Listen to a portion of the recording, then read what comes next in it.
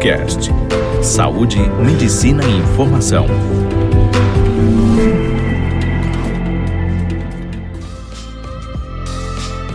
Olá pessoal, tudo bem? Eu sou a doutora Karine Cunha e hoje eu estou aqui para falar sobre os sintomas da síndrome do pânico ou transtorno do pânico, que com certeza todo mundo já ouviu falar. Psiquiatria. Só que antes de falar da síndrome do pânico, eu gostaria de falar sobre o ataque de pânico.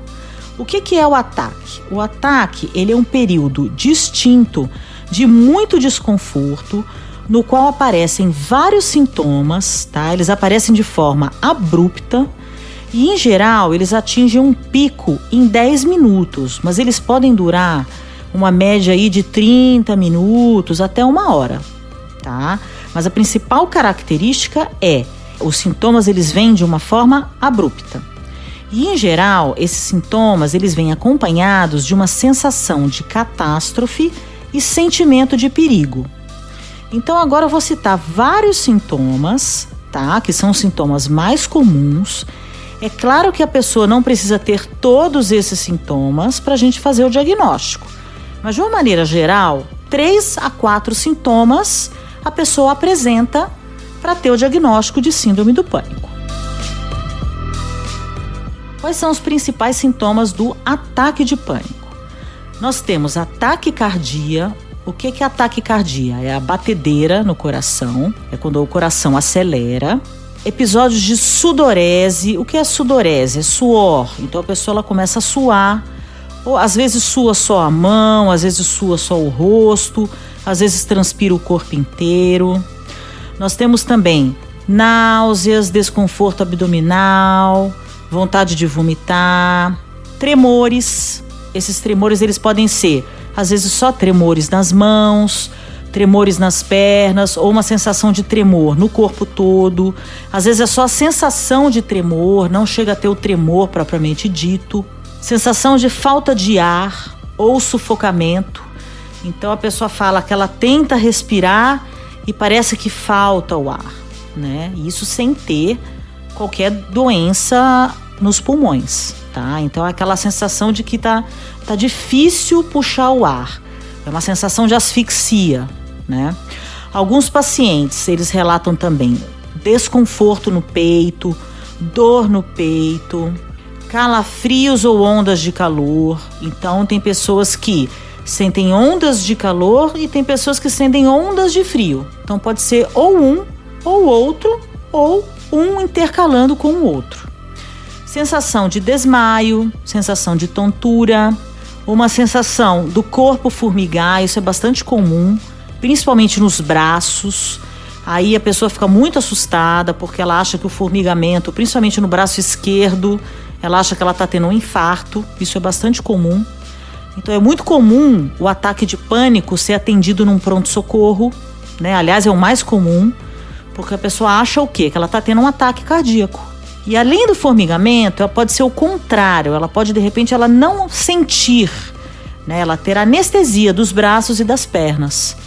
E geralmente essas sensações, elas são acompanhadas com medo de perder o controle, medo de enlouquecer, medo de morrer, a sensação de estar tendo um infarto, como eu já falei.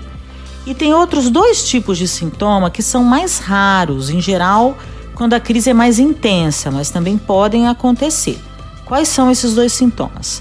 A despersonalização e a desrealização. O que é a despersonalização? É a sensação de que você está se distanciando de você mesmo. Então os sintomas eles são tão intensos que você tem a sensação que você não está dentro do seu corpo.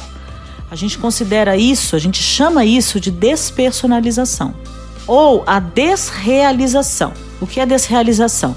É aquela sensação de irrealidade. Parece que aquilo que está acontecendo com você não é real. O mundo ele fica esquisito. Tudo está meio estranho. Parece que você não está ali. Parece que você está num outro lugar. É uma sensação realmente extremamente desagradável e que surge, em geral, durante um ataque de pânico. Então, todos esses sintomas que eu falei agora foram sintomas de um ataque de pânico. E esses ataques, eles podem ser de 3 formas. Eles podem ser inesperados, ou seja, eles virem ao acaso, sem motivo algum.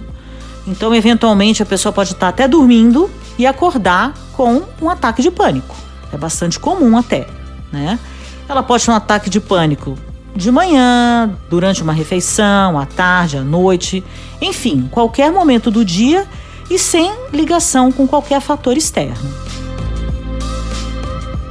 Além desse ataque inesperado, existem os ataques que são ligados a situações específicas. Então, por exemplo, toda vez quando a pessoa vai se expor a uma determinada situação ou quando ela antecipa mentalmente essa situação. Vou dar um exemplo, a pessoa vai viajar de avião. Então ela começa a ficar pensando, eu vou viajar de avião, e ela pode ter uma crise, né, um ataque de pânico só de pensar o fato de que ela vai ter que pegar um avião. Ou ela ter esse ataque quando ela estiver dentro de um avião. Então, eles são ataques ligados a situações específicas, né? E a pessoa pode também ter as duas coisas misturadas. Ela pode ter o ataque inesperado e pode ter o ataque ligado a situações. Nesse caso, a gente classifica como ataques predispostos por uma situação. Então, na verdade, os ataques eles podem ser muito variados, né? Os sintomas também mudam muito, a intensidade dos sintomas muda muito, a frequência também muda. Então, às vezes a pessoa tem um ataque por semana, às vezes a pessoa começa a ter ataque todo dia, tem pessoas que têm ataque várias vezes ao dia, às vezes a pessoa tem um ataque e de repente fica 3 meses sem ter. Então, é muito variável. Quando é que a gente classifica como síndrome do pânico, como transtorno de pânico, né? Quando é que isso vira uma doença? Isso vira uma doença quando esses ataques eles começam a ser recorrentes e inesperados. Porque pode acontecer de eventualmente uma pessoa ter um ataque ou outro e nunca mais ter crise. Então, nessas situações, a gente não classifica como uma doença. A pessoa teve um ataque e não teve a doença. Então, além desses ataques começarem a ficar recorrentes, a pessoa começa a ter uma preocupação persistente acerca de ter ataques adicionais. Então, a pessoa começa a pensar nisso diariamente. Aí ela começa a ter problema para dormir, ela começa a ter dificuldade para se concentrar no trabalho. Por quê? Ela começa a ter medo, porque ela não sabe quando ela vai ter um outro ataque. Então, aquilo começa a ser uma preocupação persistente. A pessoa começa a pensar naquilo o tempo todo. E a pessoa se preocupa também acerca das consequências dos ataques. Porque como o ataque é muito desagradável, a pessoa começa a ter medo. Poxa, o que vai acontecer comigo, né? Depois de ter esse monte de ataque? Será que eu vou ter um AVC? Eu vou ter um derrame? Será que eu vou ter um infarto? O que vai acontecer comigo? E de uma maneira geral, a pessoa tem uma alteração comportamental relacionada ao ataque. Então ela começa a ter mudanças no estilo de vida dela.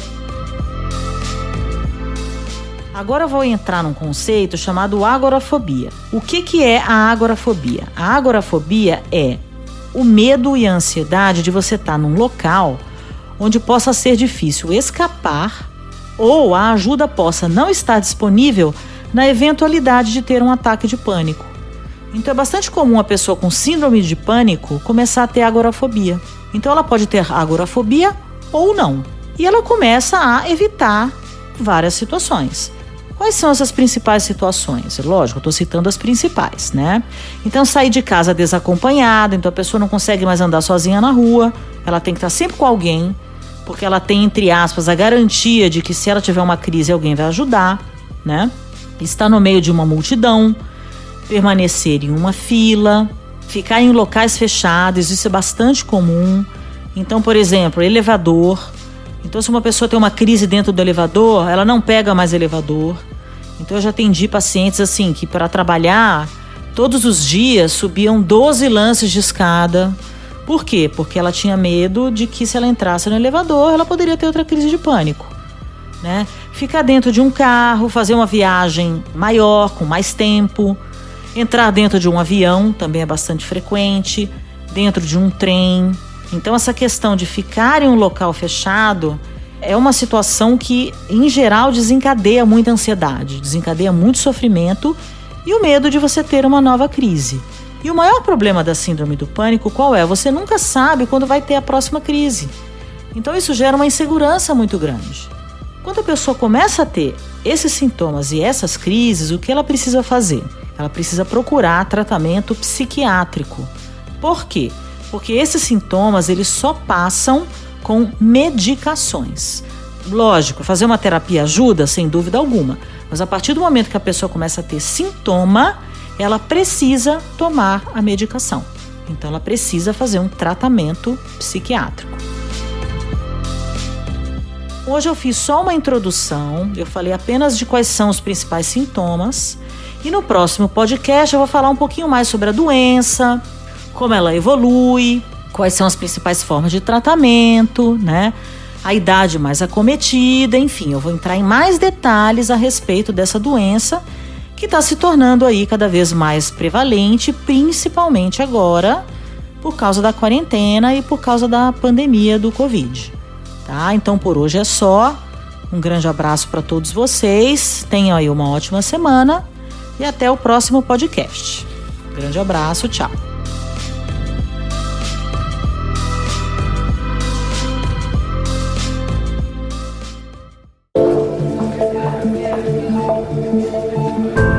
Você ouviu Doctor's Cast, o primeiro portal de saúde e medicina em podcast.